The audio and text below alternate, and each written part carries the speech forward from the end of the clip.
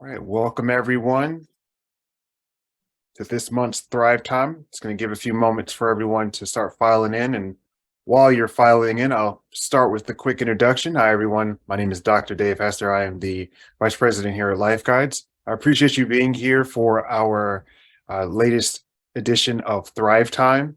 Again, this is our time to learn from each other, our time to learn from our guides here within the community. Just a quick background on myself. I come from a cognitive neuroscience background. I love the mixture of spirituality and science and how we can use that to elevate human vitality and human well-being. And that's kind of led me to what we're doing here today and what we're doing here with LifeGuides. In just a moment, I'm going to introduce our two guides that are joining us for this session of Thrive Time. I'm super excited for this discussion, as this is a discussion that's close to everyone's heart because it affects everyone on different levels. And we're just going to have a conversation about how it affects everyone. Now, of course, you're wondering, what is this that you're talking about? We're talking about stress. We're going to be talking about stress, the good, the bad, the indifferent, the good, the bad, the, how else can we say it? The useful, because some stress is useful. We'll get to that in a bit. But as everyone is filing in, let's first start with welcoming Maria. Thank you so much for being here today. Maria is a certified holistic life coach, a clinical hypnotherapist, a certified yoga nidra, a cranial unwinding and mind-body wellness practitioner. It's a mouthful, but I like to hear it. Maria practices a leadership approach to coaching, in which she focuses primarily on the whole self, guiding her client in a quest to seek balance and fulfillment throughout the many facets of their lives and the well-being of mind, body, and spirit. Thank you so much for being here today, Maria. My pleasure. Thank you for having me here. I'm so excited to have this conversation about the stress, the good and the bad. And thank you. It's my pleasure to be here. Wonderful, wonderful. All right, and next to introduce is Christopher. Christopher is a holistic health practitioner. He's focused on regenerative solutions unique to individuals' life path. He divides his time building community in Costa Rica and northern New Mexico. He helps people with integrating principles and biodynamic agriculture and somatic patterning techniques. Yet again, another mouthful. You both are so fascinating with your experience. But before we get into all that, thank you so much for being here, Christopher.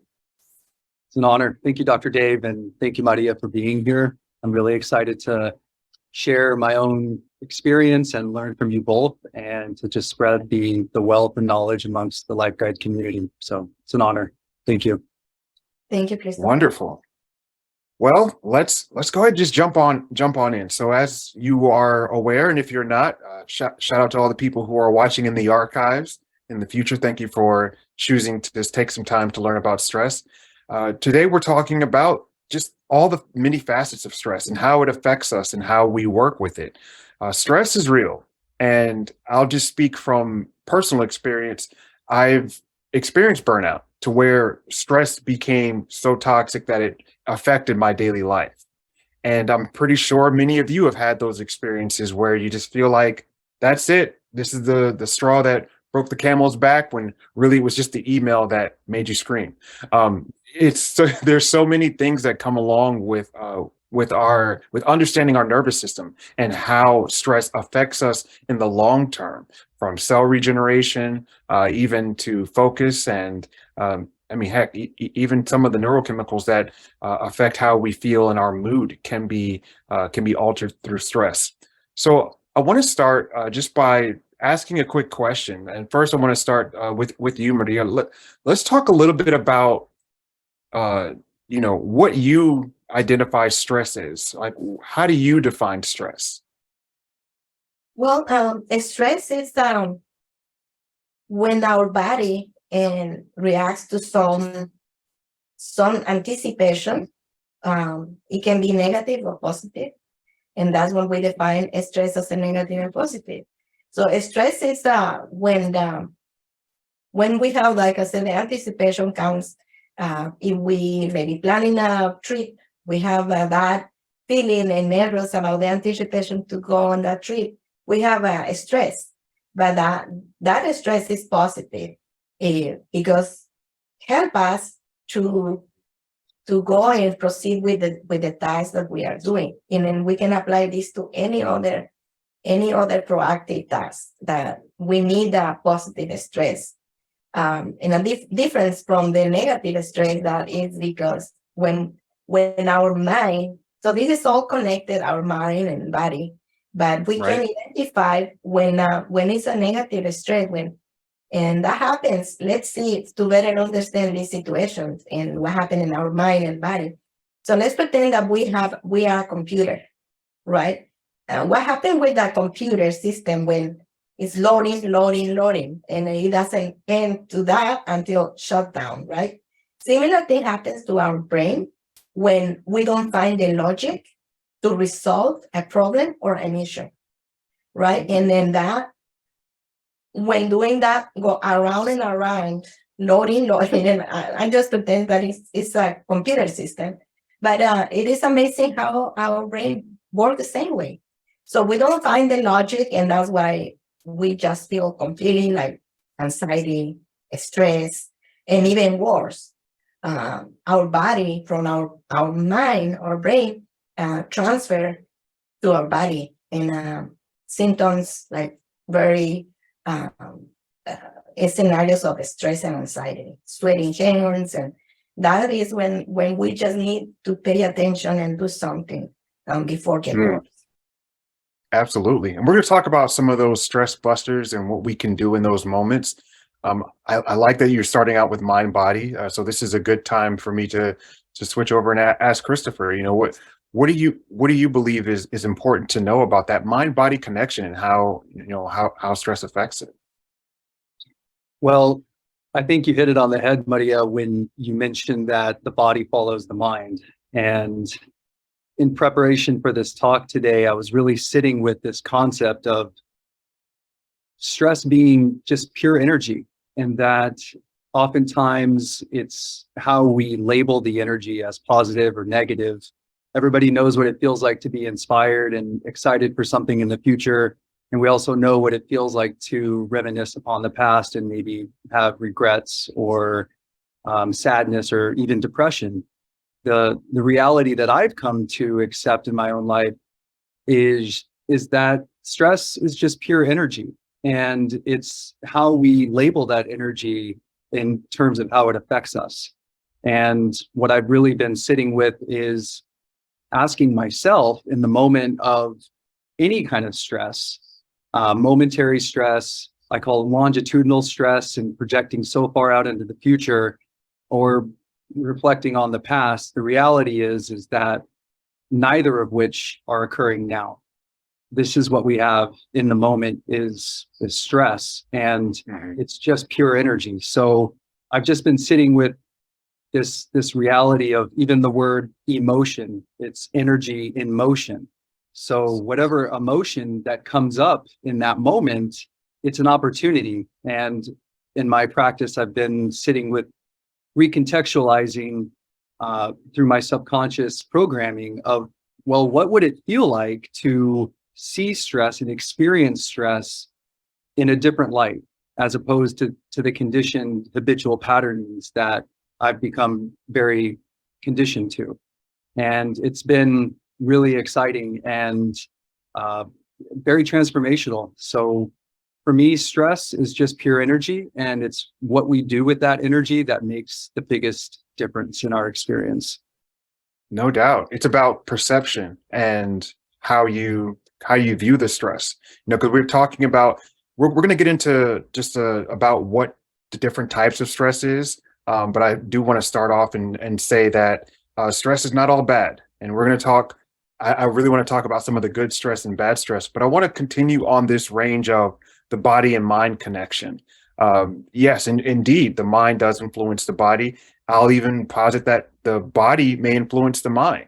What you were just describing, for example, actually, I'm gonna take a moment. I'm gonna do something I haven't done and share an image that is really interesting for me to use as a visualization to understand where we feel stress in our body and how our brain processes it. So just allow me for just a moment. I know this is completely unusual for us, but sometimes we get caught in the red brain or the red state. If you could see on the left side here, we have the survival brain. This is basically some of the oldest parts of our brain. Some of them call it the lizard brain. Then you have in the middle the limbic system. It's more of the some of the newer aspects to our brain. And then you have the top, you have the the executive functions, which are in the prefrontal cortex. And the interesting piece here is, this new part of our brain has developed us so that we can reason, just like you said, Christopher, like look at, what am I feeling? Why am I feeling this? What can I learn? I think that's something that we miss sometimes. And just as a bit of help about why we need stress at certain times, the neurotransmitters, for example, like noradrenaline, will also reach the adrenal gland. And there's also other hormones like epinephrine, norepinephrine, and these hormones travel throughout the body. So we're talking about the body, and they travel through the blood, and they'll reach your eyes, your heart, anywhere. And they basically send a message, and that message is to your organs like, hey, we need to react as if we are in danger because our brain believes we are in danger, and do that until you feel like you're out of danger. So I want to ask you, Maria, where do you feel we can maybe do the most work when we are changing our perception on how we view stress? Like, where do you feel we can apply the most support? Okay. Yes, I can relate that when like I just said, when we are feel and looking for survival. So when we're looking for a survival to get off, we sometimes get into the panic and we said, okay, so how can I go? And then it's nothing like about serious, but we feel that and we experience that, like fear, phobia, or whatever. But that's when our immune system get weak, and then we cannot think about it. We cannot respond. Sometimes we react instead of response. Yeah, but I can relate that with the survival.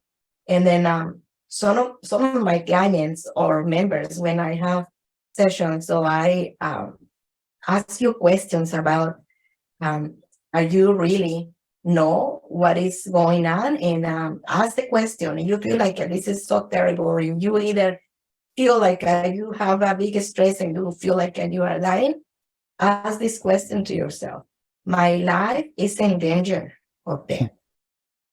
And it is not. Just do something to alleviate that stress, to don't get that weak, or to just feel like it is nothing wrong. It is nothing wrong. Everything is okay. And this is very helpful because sometimes we do and react in a survival mode. Yeah. I like that you said you're kind of doing that self-inquiry. Like, am I in danger? Yes. That's grounding yourself in the present moment. And the difficult part there is our brain doesn't know the difference. It doesn't know the difference if you are in actual danger or if you got a down or a thumbs down on your Facebook post. It doesn't know the difference. It thinks right. both of them are trying to harm you, and your ego, your brain, or your perceptions will kind of close you off. So just to bounce back over to you, Christopher, can you just talk about the differences between the types of stress? I want to get a kind of robust discussion on what do you view the different types of stress to be? Well, when I look at consciousness and I look at subconsciousness, if the body is the subconscious mind, which is literally the storehouse of every experience you've ever had in this incarnation, and you can even go back ancestrally, that's a different topic we can expand on later. Everything that you've experienced is stored in this body. It's in the cellular memory, it's in the tissues, it's in the glands. Well, when we're activated and basically our subconscious mind is being fed information from the environment that there's a danger, maybe we're, chased by a tiger. A few of us maybe have been in that situation of life-threatening stress, but I would surmise that the overwhelming majority of us have yet to be chased by a tiger. And in those life-threatening situations, just like you said, Maria, the important thing is to activate our consciousness, our conscious mind, our prefrontal cortex, and ask the question, am I safe? Where is the true real danger in this moment?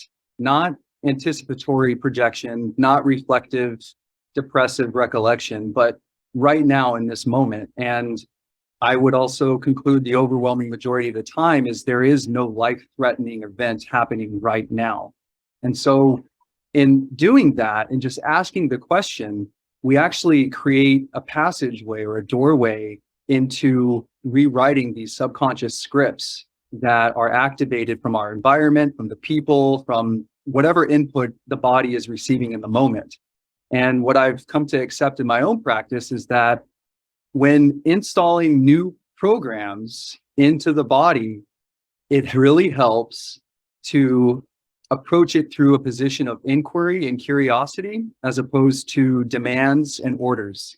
I've just come to accept that the body does not do well when we demand it to change or we set expectations. But when we ask questions out loud, and the verbalization aspect is really important, is to speak it. Let the reverberation come through your body and your voice and ask the question, is there true danger in this moment? And just sit with that energy. Let the body actually feel for a moment, because so much of us, or so many of us, just out of habituation, what we do when we go into stress is we disconnect from our body, right? We project into the future, and the body is here now. But what's really being required and opened up through invitation is sitting with the energy in the moment of, oh my gosh, there really isn't any perceptible danger, life-threatening danger in this moment. And then through that doorway, we can actually use some tools, we can use strategies to come back into our bodies. Just personally, from my own experience, spending 13 years in the military, in order to get things done, I had to leave my body. It was safer to be out of my body than it was to be in my body. And so coming out of that and rehabilitating, really coming home back to this vessel has been a process of reprogramming these old beliefs and patterns, which I've found, through Dr. Joe Dispenza's work and numerous other hypnotherapists that have really pioneered this approach. It's asking questions and being okay with not receiving an immediate answer, because we really want, like, the mind wants the answer immediately, but the body takes time, and it's not something that's going to just give you the answer immediately. Sometimes it will, but oftentimes we just have to sit and familiarize ourselves, which, it's funny, meditation, the word meditate, to become familiar with. We are literally becoming familiar with sitting with this energy in the moment and being okay with whatever it is. So that's what I would say, kind of just expanding on that whole topic. Thank you. I appreciate that. And what I'm also seeing there is you're talking about from what I see and from what I've, researched, Dr. Ipple, don't worry, everyone, we'll make sure you have these resources. Some of the people we're mentioning, they will be sent to you. So no worries. But Dr. Ipple calls it, the social stress response, where you're in an environment and you just feel kind of this tingling in the back of your head that, oh no, something bad's going to happen. And she describes these as different forms of, whether it be acute stress, you have chronic stress, you have the good stress and bad stress. And sometimes it really depends on your perception of the stress into what bucket it'll fall into.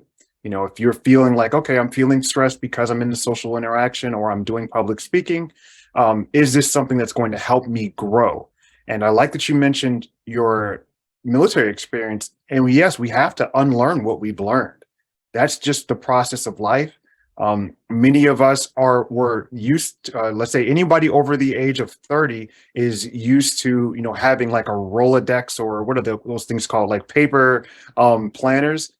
Anyone under that age has no idea what the heck many of those things are. So please, you can Google Rolodex if you don't know what those are.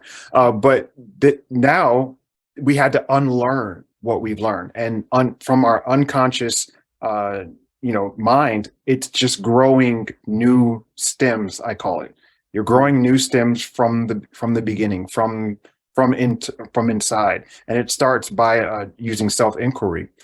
Maria, I wanted to ask about just your idea of stress on the effect of stress on aging. What are your thoughts? As you've gone through life, what have you found have the effects of good stress and bad stress have been on the aging process? Sure. Yes, I can ask the question. When in my own experience, I noticed that when I was kid, when I was a little girl, I don't have many stress because I have some of the evidence for an article that I read some time ago that kids they don't have fear, they don't have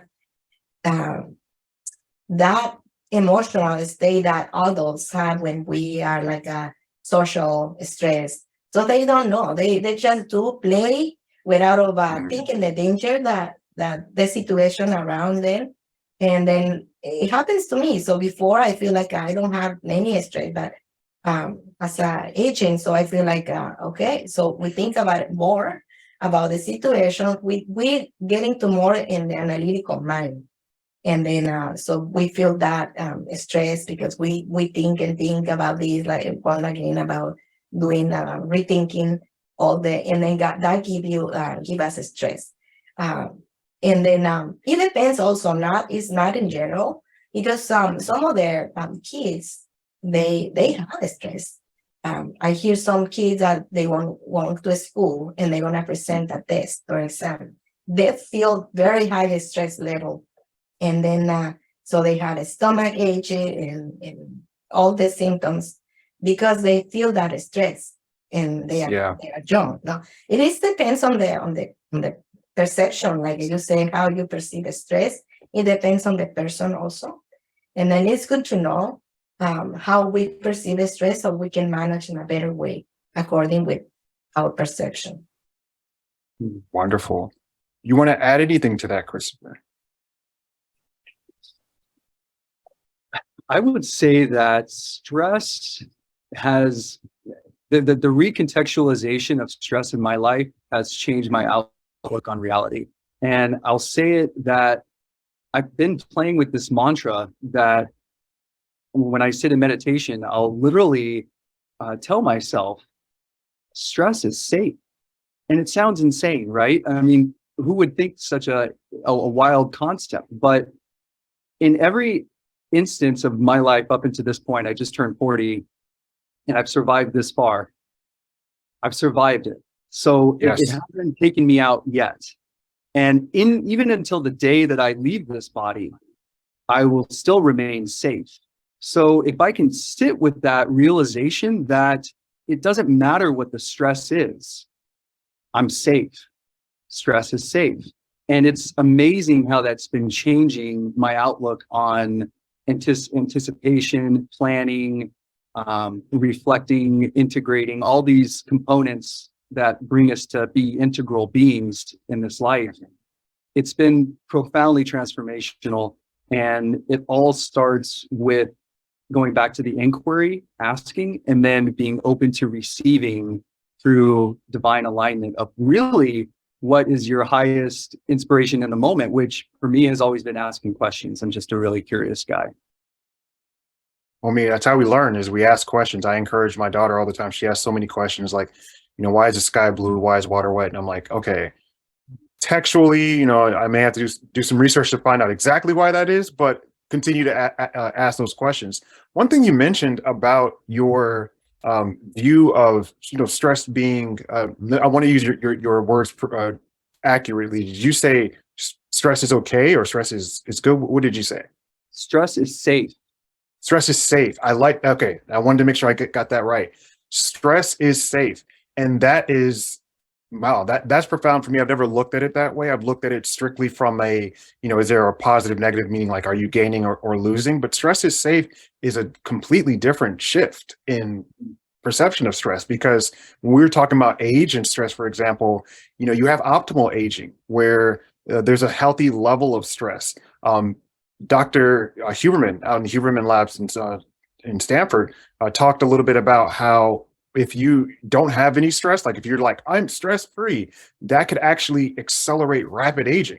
Like you could grow older faster because you're not stressing yourself. So there is safe stress that can help you to move to the next step. So 100% there. But now let's talk about the other side of that coin, which is toxic stress. Toxic stress can definitely accelerate aging. It can also, can just fluster and push you down. So Maria, what do you view toxic stress as? Like, what does that look like for you? Well, first is recognize myself that I have stressors, that I have been into the situation that cause me stress, right? And then recognizing that, because brought my attention that you said, maybe people say that I'm free of stress or stress-free, that in reality, it's not healthy for me. Because like Christopher said, stress is safe. So we have to admit that we have a stress and then help us to live our daily life situations and work, family, and whatever the situation in different areas of our life. But having this idea about the stress is not bad at all. We can, in my situation, so I can do from breathing exercises, meditations, connect with nature, and then so just listen to my body. That's what I'm connect with my body. So when I feel like that connection, connect my body and my brain all together, and feeling that, focusing in the present moment. Because sometimes we say, oh, let's meditate or let's do something, let's go outside. But we are not focused and we are not focused on the present moment. It is like very light benefits that we receive from the practices. Yes, but when you really take seriously and do breathing exercises like in and out, and then also connect with nature, talk on the phone with a family member, or anything that you feel or you think you want to feel good, I will recommend that, because that will connect with who you are really in the moment, and then what is the situation that you have, and then listen to our body. So it is the best medicine, right? So that will give you the homeostasis about the mind-body connection, and then with that way we feel strong, we feel safe, and then knowing that stress is good and safe, I think is the best thing that we can practice. Outstanding. I like that. Anything to add there before well, first I want to say, Maria, thank you, because what I hear from that, those are kind of stress busters, right? To use that phrase. I like that you're adding in nature in there too, and talking to someone.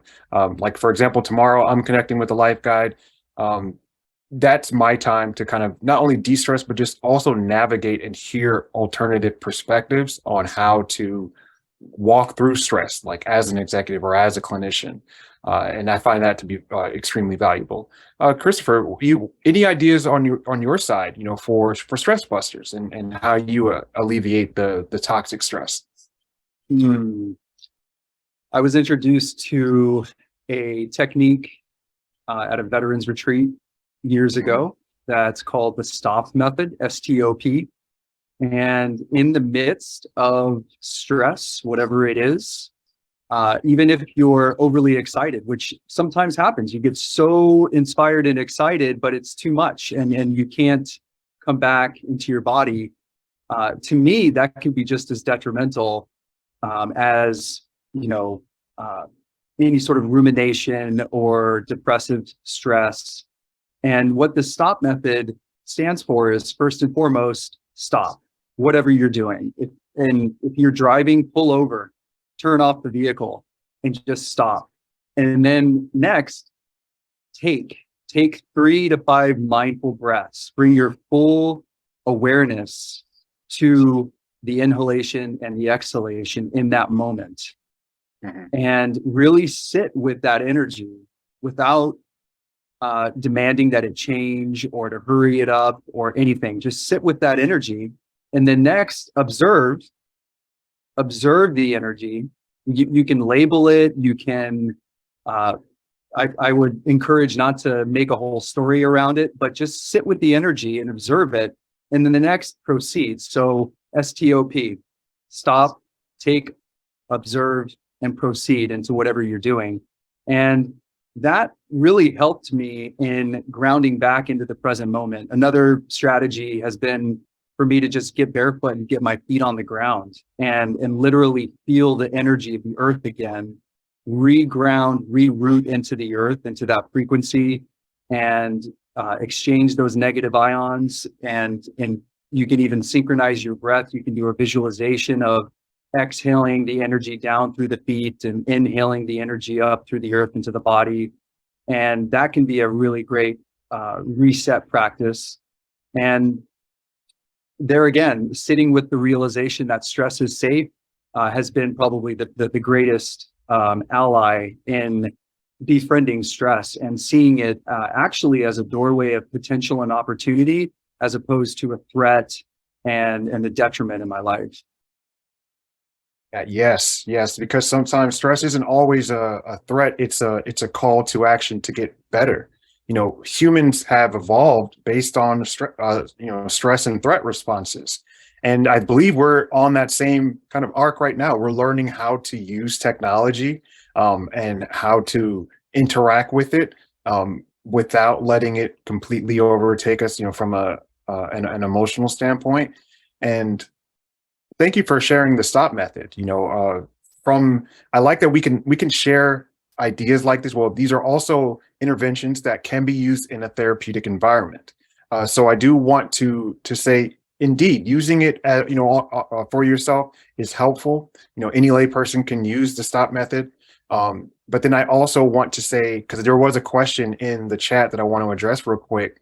If you are experiencing heavy trauma or you may need that extra layer of support, it's okay, to have a professional, assess where you are.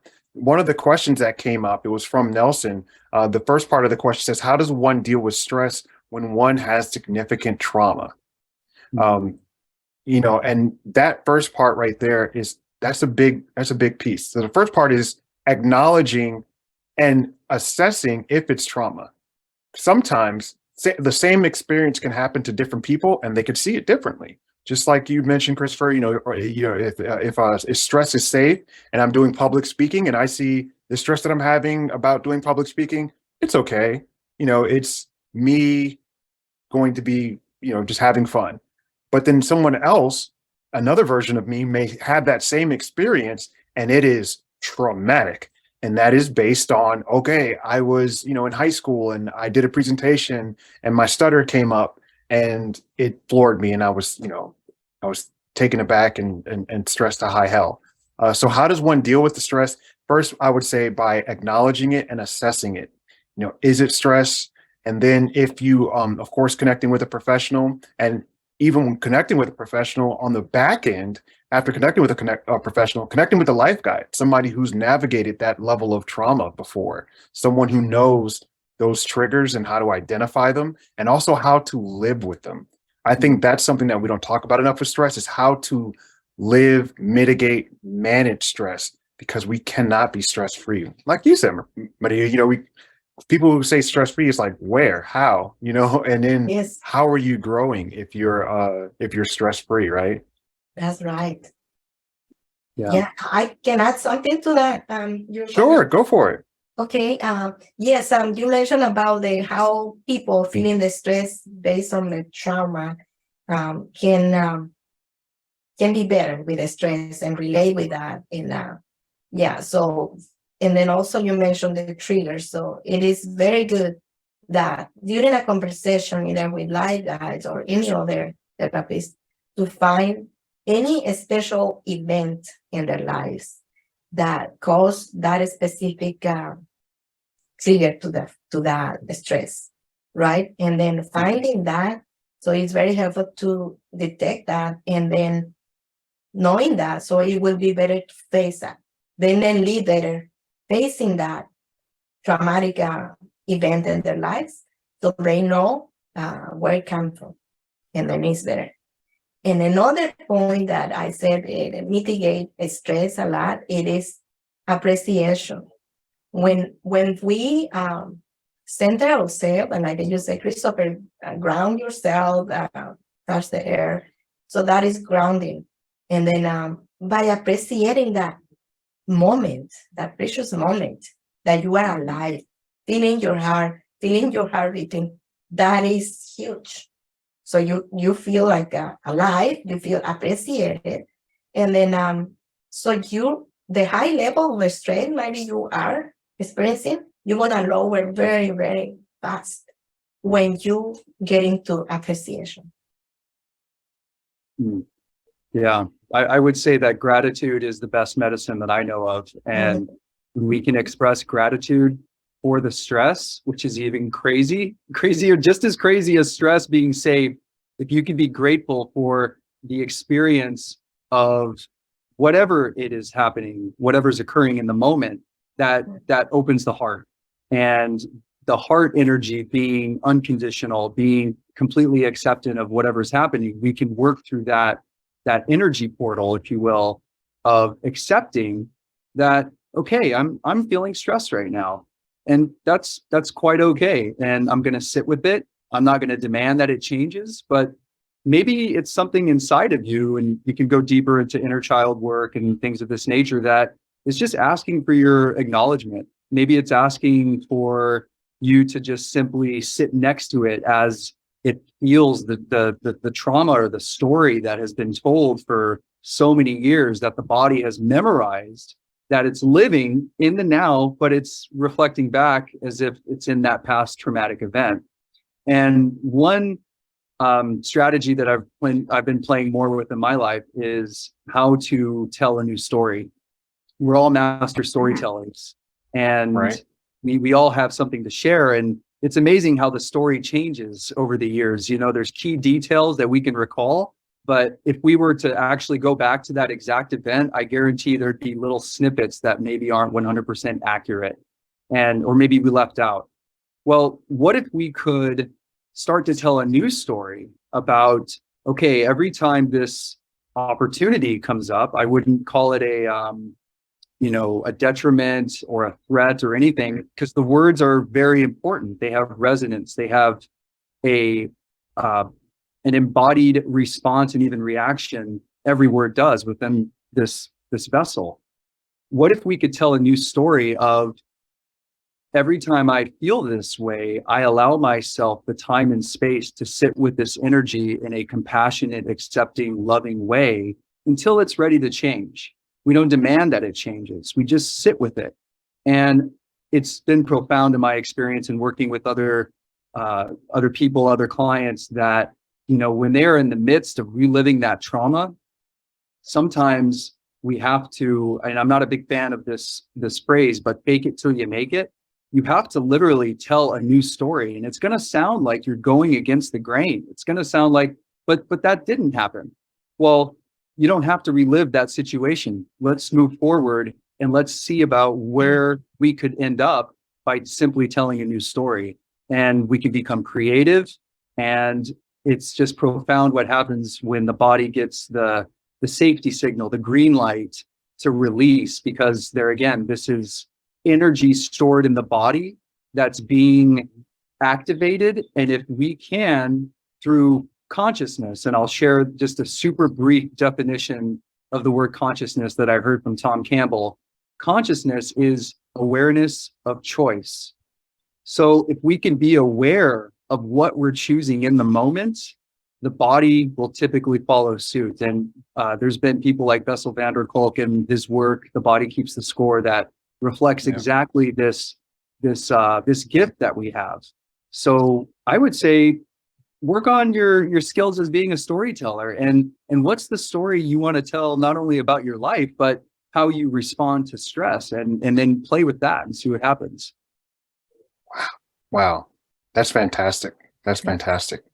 I'm just like, I'm trying to stay present, but I'm also falling into, what story am I telling myself?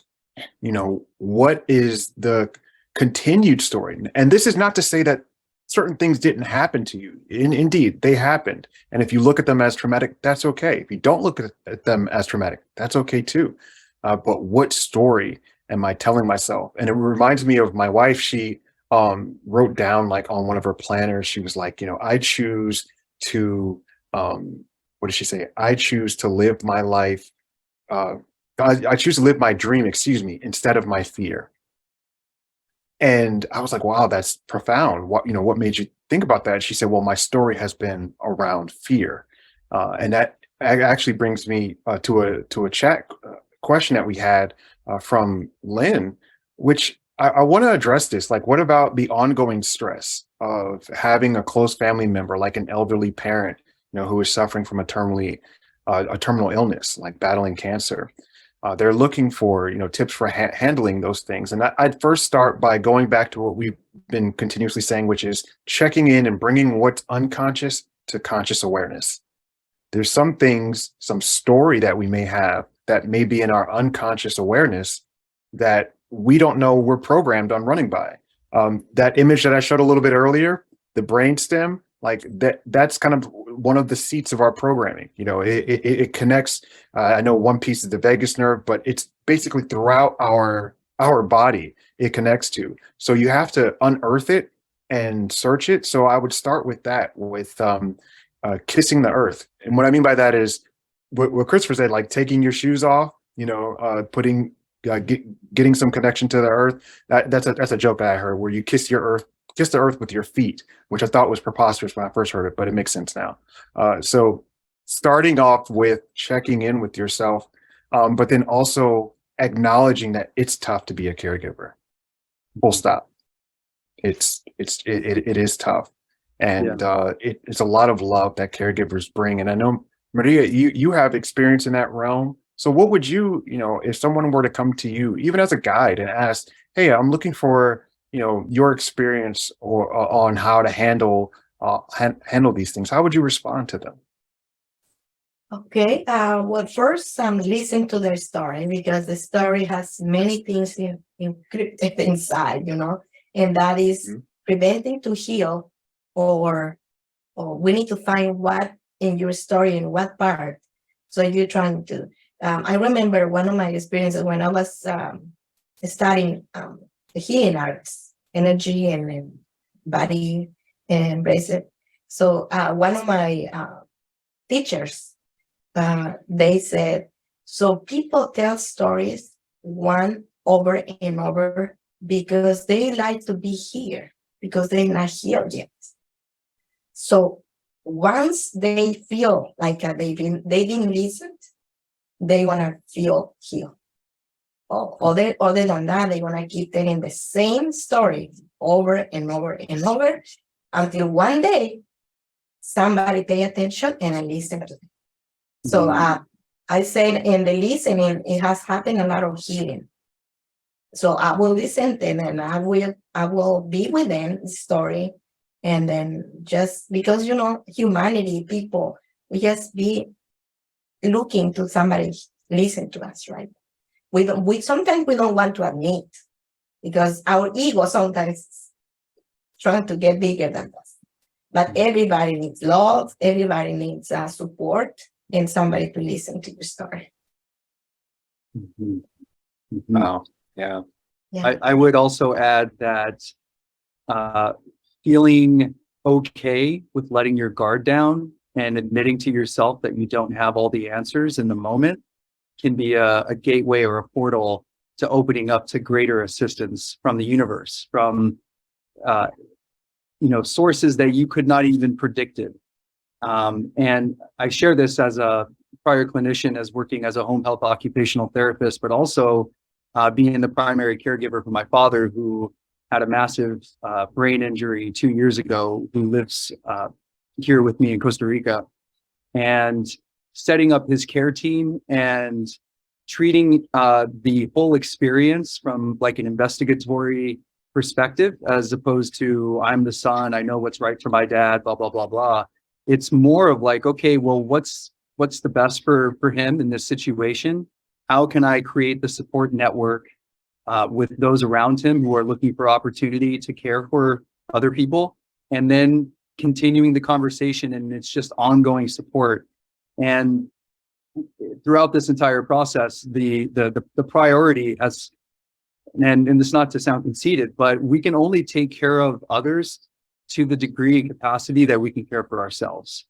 And this is why self-care is something we should never apologize for. It's something that should always be prioritized, and it should be communicated to others, because when we take care of ourselves, we actually demonstrate to others and give them the permission to do the same. And that is really where you start drawing connections and really close bonds with people, because people's egos have been sort of diffused in the sense, and we can just be honest and transparent and forthright with one another. And that creates an environment of healing where people feel loved and supported, just like you said, Maria. Yes. Absolutely. And what I'm also hearing, I'm hearing a through line here, and I may be reaching, so just follow me for a moment, people. I feel like there's a connection sometimes with industry, with corporations, organizations, businesses, where there's a need to first feel psychologically safe, and then once you're safe from that point, you can, you start to build connection. You start to build emotional connection to your mission, to the people around you. And then after that, you can kind of move into the problem solving phase. And that, I believe, is a mirror to what you were saying, Christopher, which is, we have to be safe with ourselves first. And that also includes self-care, making sure that we understand what is pleasurable for us, what makes us happy, what brings us joy, and understanding that about ourselves. And to hear your story about, supporting your father, it's inspiring, just to think about how challenging it can be, but how rewarding it can be to be on the journey of healing and supporting and helping others. Let's continue down this road of good stress. I want to talk about how we can use good stress to grow. So let's start. Actually, I'm gonna go back to you, Christopher, for this one. What is an example of good stress, or something that you use or have learned that can help you kind of expand and go beyond? Well, physical activity.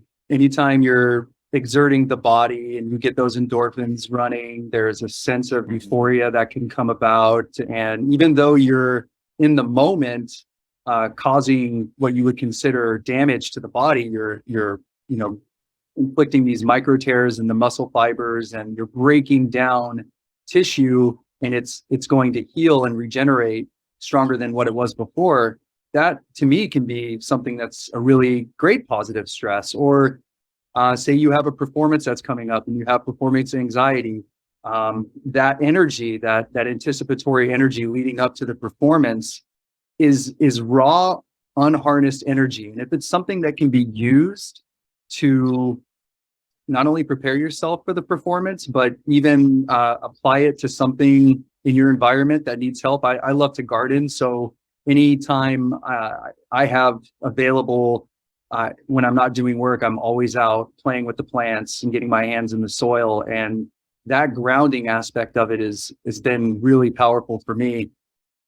Positive stress is it's here for our benefit, just like saying even negative stress. I know we're just reflecting on the aspect of negative stress, but there again, it's really how we perceive it. If we want to label it as positive, then it's going to have a positive effect on us, and we can use it to our advantage. If we want to label it as negative and we want to repress it, we don't want to deal with it, we want to put it in the back burner, then it's going to continue its degrading effects. It's going to continue to elevate the cortisol levels. It's going to continue activating the adrenal glands and just keeping you in a fight or flight state of being, even though you're not being chased by a tiger. You're just getting ready for a public speech, right? So I think it's really about perception 100%. And even when we're overly excited and maybe we're anxious about something, that energy is here to be harnessed. And it's really about what we do with it in the moment, which is why techniques like the stop method are so effective, and just recalibrating our frequency. Outstanding.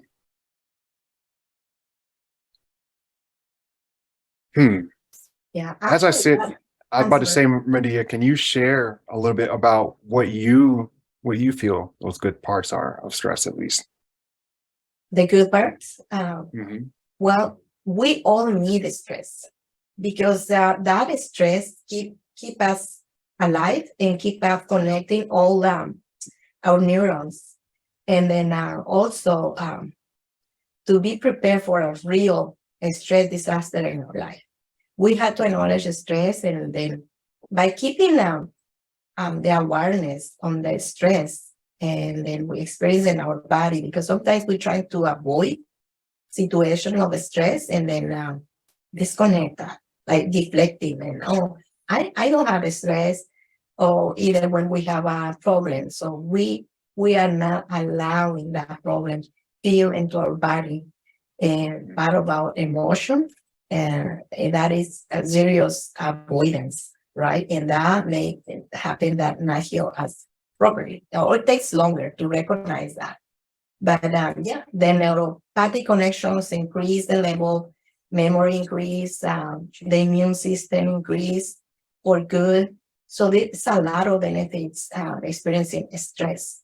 So I think there is, yes, we have a negative stress that we can relate for prepare for a real bad stress or a real disaster in our life or survival, that we are going to be prepared. And then keep our brain active.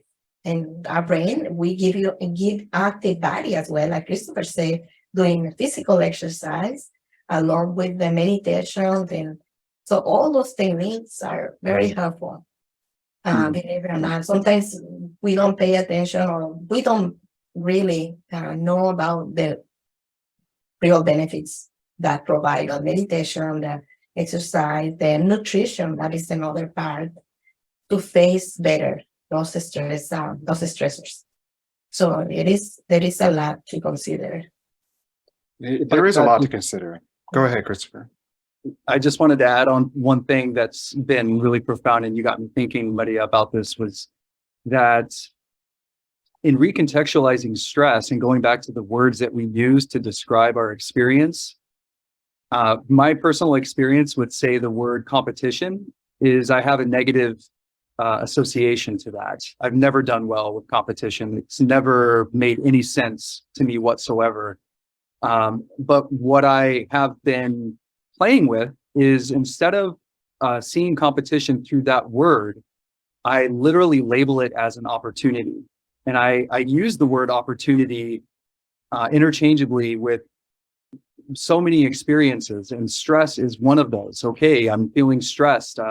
This is an opportunity. It's like a portal. There's something that opens up in the moment through the recontextualization of seeing something as an opportunity for where we can gain some sort of wisdom, insight, growth, learning. All of it is here to be learned from. It triggers the brain in a different way. We don't have this aversion. We're not pushing something away or avoiding something any longer. It's now an approach to situations that we once avoided that maybe is now, okay, well, what can I learn from this situation? I've obviously been avoiding it for years now, but now that I see it as an opportunity and it's not a threat and I'm not being chased by a tiger, well, what can I learn from this? And that seems to open up a doorway of receptibility and curiosity that has really kind of opened up the floodgates for my own growth personally. Thanks for sharing. I like that level of experience with just dealing with changes in stress and how we view stress. I know we've been talking a bit about how we view it, our perception of it, how we react to it. But response and choice is one of the very few things we have control over. In our life, we can choose how to respond, although we think sometimes that we don't have that power, that our response simply just comes out. I've had friends who say, hey, I'm what do they say? I'm a straight shooter. And it's like, actually, what you're doing is you're using your system one thinking, to use a Daniel Kahneman reference. You're using your system one thinking, which is immediate knee jerk, boom. And that's just your brain being, I hate to say it, it's your brain being lazy. It's like your brain's like, oh, here's an easy path, send you that way because it's quicker and it takes less energy, less ATP, less glucose and all that stuff to process what the second tier thinking would come up with. And that, I think, is what you're talking about, Christopher, is like when you're seeing something, saying, hey, what can I learn from this? Rather than just reacting, learning to respond is important too. I want to ask, because I know most people who are on the line today, or if you're, viewing this in the future, you all have careers. You're, more than likely leaders. You have home lives, you have families. So I want to ask, how do you find time? And let's say a person just isn't into meditation. Like, how do you find time to use some of these skills during the day, so that you can heal and grow? And I'll share first, and I'd like to hear from Maria, then Christopher. So what I do is I have this really quick thing on my calendar. It's like 10 minutes, and it's a calendar hold, and it says hold for a quick reset. And it's very simple. 10 minutes, either, I'm stretching. I saw someone in the chat, I think it was Renee, had put in that, she may do a stretch, after, to regroup after a session or after a call. You have time, you build in what you care about. And so I had to ask myself, do I care about myself? And the answer was very simply, kind of. No, it was yes. And so I was like, okay, how can I improve myself? Well, taking a quick stretch, or getting air, in between a meeting, is immensely helpful for resetting my brain, so that when I come back in, I'm ready to go. I'm not bringing in the weight, the trouble of the previous session, the previous pitch meeting, whatever. So I want to ask you both, how do you find that time being so busy?